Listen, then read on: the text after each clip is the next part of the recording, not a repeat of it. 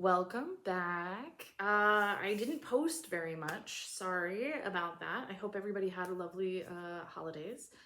Um, a few weeks ago, I got a request to talk about reveals, and I have been thinking about it, and I'm now prepared. So, buckle up. Um, there are a few things I want to say about this one. Surprise, surprise. So, number one is the concept of the reveal happened with old time detective novels where our role as the viewer is simply to be the audience. We are supposed to sit and enjoy the magic of some incredible detective going ta-da and revealing it, and we're not meant to be on even footing with the detective. We're just supposed to be in awe of them. And that's a valid form. And there are authors that I don't enjoy watching that. I just don't. One of my absolute favorite constant reread series, Nero Wolfe by Rex Stout, they do it incredibly.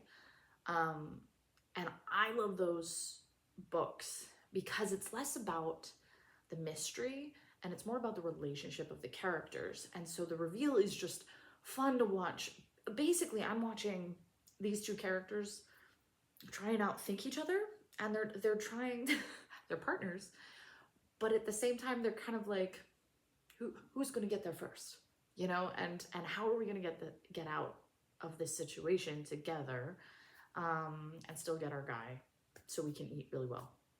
Like that's the essence of the story. And so I personally don't mind not knowing what's happening, because the point of the story is these characters solving mysteries together. I don't need to be a part of that. I just want to watch this happen. So if you have a dynamic where your characters are more interesting than the vehicle of the story, then I think the reveal can just be abracadabra sort of thing. And that's fine, but you have to have another element of the story, which is the whole point that people are reading. I will also say that nowadays, that abracadabra magic trick kind of thing doesn't seem to fly as well. People want to be on equal footing with the detective. They want all the facts and they want to be able to outsmart the detective. One thing to consider about this is a lot of people equate outsmarting the detective with outsmarting the author. And I will say that that's kind of ridiculous, but you're gonna deal with that. There are a lot of people who just want to be smarter than whoever wrote the book, and there it is. So you'll get complaints about that, and that's part of writing a mystery or something that has a reveal, where people are just going to be like, well, I could figure it out, so it wasn't a good mystery. Not necessarily. The point of a book is to tell a story that is worth reading. So if you got to the end and you enjoyed it and you found pleasure in it, or it made you think, that mission accomplished.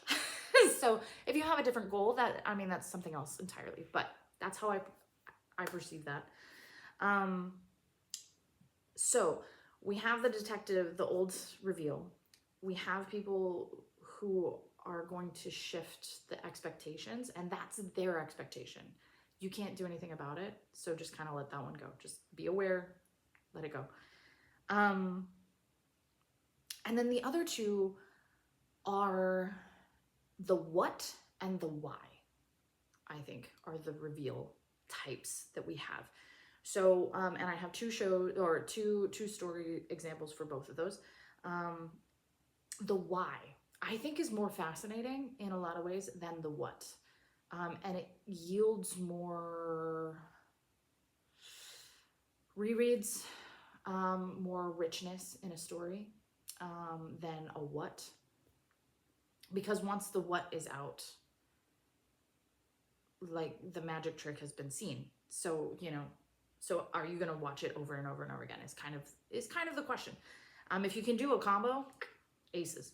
But starting with the why, the best why reveal I have ever in my life encountered is actually Throne of Glass the Throne of Glass series by Sarah J. Maas.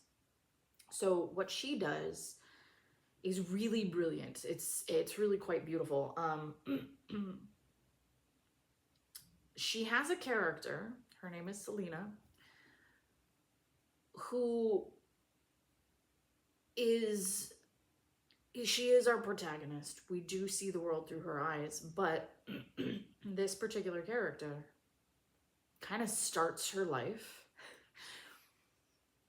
Her baseline, like this is where I'm gonna go in my head about things in my past, is kind of gonna be like at the start of the book. She doesn't really go any deeper than that.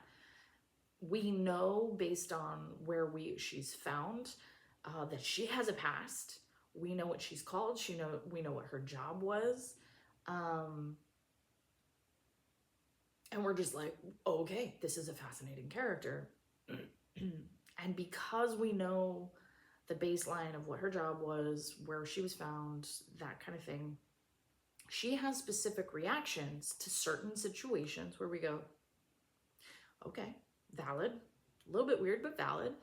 But we also recognize that she has that baseline, and she's not going to go any deeper. And since she is our vehicle for entering the story, then, like, we can recognize, well, we've got limitations on understanding why she's reacting in these ways. Now, when the reveal comes along, we go, oh my God. And suddenly these things that had a thin or logical reason for happening suddenly takes on a whole different meaning and significance to it. And then suddenly you can reread this book and go, oh my God, Selena, what you've been through, man, that was an intense escape. We didn't know how significant this moment was for you. Well done, that's incredible. Or, oh, that would have hurt, and why would you do that? And so we have a deeper range of emotions and empathy for the character once we have the information of the reveal, and we can go back and we can appreciate it more. And then suddenly, like, her interactions with other characters, when you have the deeper why, just gets jaw-droppingly intense and beautiful and complex, and it's really beautiful. Good job, Sarah J. Maas. And then it lends itself to multiple rereads, because then as other characters are interacting with her, they start putting some pieces together and they go, wait a second. And then their perspectives start shifting, and suddenly you can reread the story focusing on different characters, and it's just astounding. So the why is really important, and the thing about it is there has to be a reason for certain scenes to happen that will build up to your reveal and the significance of the why. There was only one scene in the first book that was, wait, what? And I genuinely reread that scene like 4 times because I was trying to understand what was going on and why it was there. And that particular scene wasn't really explained until the last book. And that reveal was like, oh my God, that's incredible. But it was a little bit too thin of a payout and too thin of a logical, in the moment, I don't have all the information. So it stood out and I went, should that have been edited out? Like, that was literally my thought. So that's the only scene in the entire thing that I went, what? And then when she revealed it, I was like, okay, I might have moved that scene a little bit later so that we already know something. But it did hint that something's different about this character. So that's the why. It creates a lot of depth and complexity, and I love that. The what is more of a caper or a mystery show. And that's interesting in other ways because you have to have the facts lined up. It has to make sense on a logical base. But what you're basically trying to do is like Leverage. Leverage did this really beautifully. They had regular colored scenes, and this was kind of like the reason the team was doing everything. And then we enter the con, and this is kind of, we switch almost to like, this is how the villain's gonna view the con, and we still see some of what the team is doing.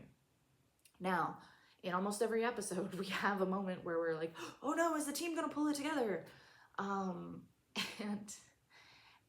And that's where the reveals start coming in. And the reveals are gonna be gray scenes, and they're flashbacks. Now, what's interesting about season 1, second half of 2, 3, 4, and 5 is that those gray scenes show what we've already seen, but rather than seeing it here, we see it here. So we kind of see the back end of the trick and why, like, what it is that happened that the team knew was going to work, that the villain didn't. So we didn't get to see that, but it gives us a little bit new information and just kind of goes, yeah, you knew this was going to happen. We just went, and we showed a little bit more. And then it's like, oh my God, okay. And so that shows the facts that exist that were kept back from us. We had most of the pieces, but there were a few things in perspective that changed what was happening. Does that make sense? The caution and Leverage is, I adore this show. I've already talked about it many times. Season 2. In season 2, the flashback scenes, rather than giving us new information, just went, remember this? Nudge, nudge. That should tell you something. And it didn't add any new information. It simply went back and showed us exactly what we saw. And so it was honestly patronizing, because it didn't trust the reader or the viewer to pick up on the hints and the significant points, because that's the point of a reveal. When you have a story that's showing a reveal, you want to plant points throughout the whole story where the instinct of the reader or the viewer is to go, what? Something happened here. This was important for some reason. Why was that off? That didn't feel right. You want the reader to have an emotional reaction as if they're standing in the room where they're like, a vibe's off. Did anybody else notice that? And if you can pull that off, A, you're going to satisfy the people who want the facts and want to beat the author.